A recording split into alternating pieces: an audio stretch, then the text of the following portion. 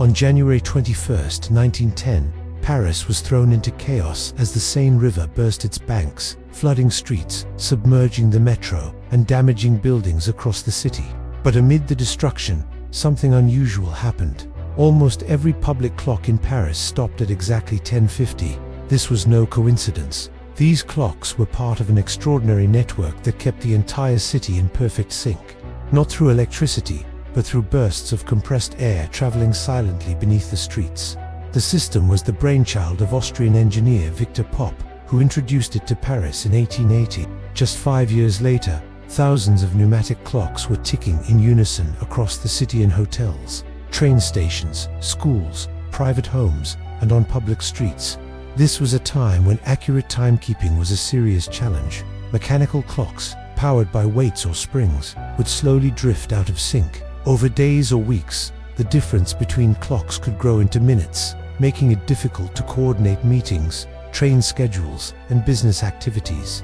In the early 1800s, the idea of a universal exact time didn't really exist. Most people relied on church or tower bells to mark the hours, but as cities grew and industry advanced, the need for precise minute-by-minute accuracy became essential. The solution was to create a master clock and ultra-accurate timekeeper that could send a signal to synchronize every clock in the city. Sending those signals electronically was still too expensive and unreliable in the 1880s, so Popp turned to a different medium: compressed air.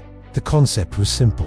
Each minute, the master clock would release a short burst of air into a network of pipes, stretching across Paris. That pulse would reach every connected clock, moving its hands forward exactly 1 minute. This way, no matter where you were in the city, your clock showed exactly the same time as everyone else's. The city granted Popp's company a 50-year contract to build and maintain this timekeeping network.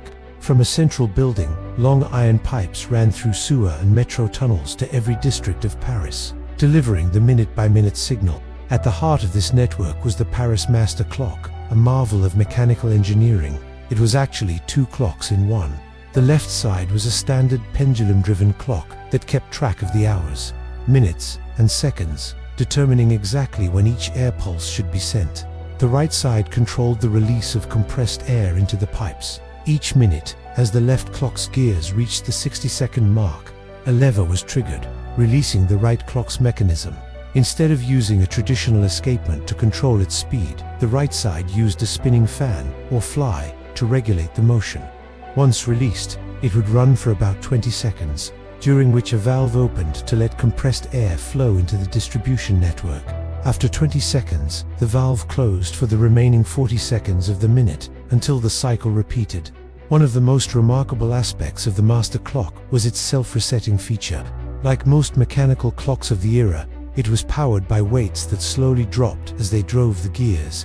But once the weights reached the bottom, they didn't need to be wound up by hand. A small pipe fed compressed air into 2 pistons on either side of the clock, lifting the weights back into position automatically.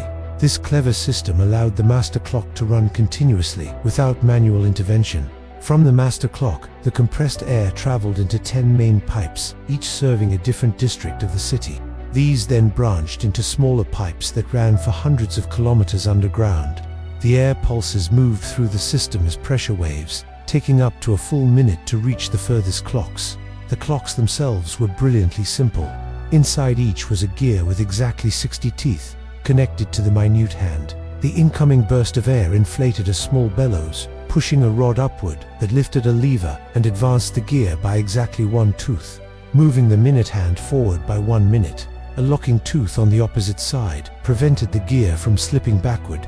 When the bellows deflated, a small weight held everything in place until the next pulse arrived. The hour hand was linked to the minute gear with a 12-to-1 ratio, meaning that 12 complete rotations of the minute hand advanced the hour hand by 1 full turn.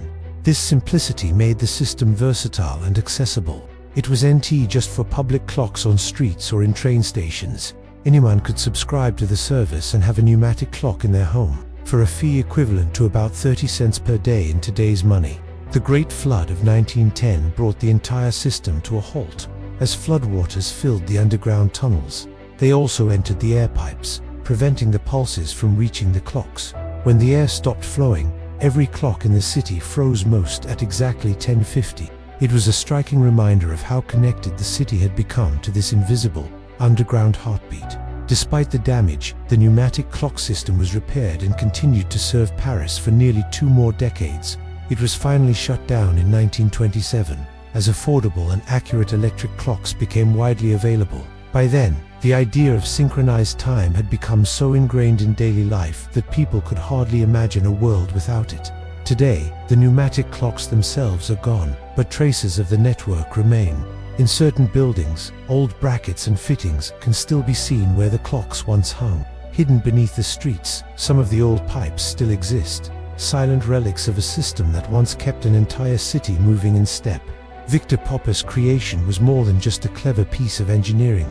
It was a vision of a connected city, decades ahead of its time, and a reminder of the ingenuity that shaped the modern world.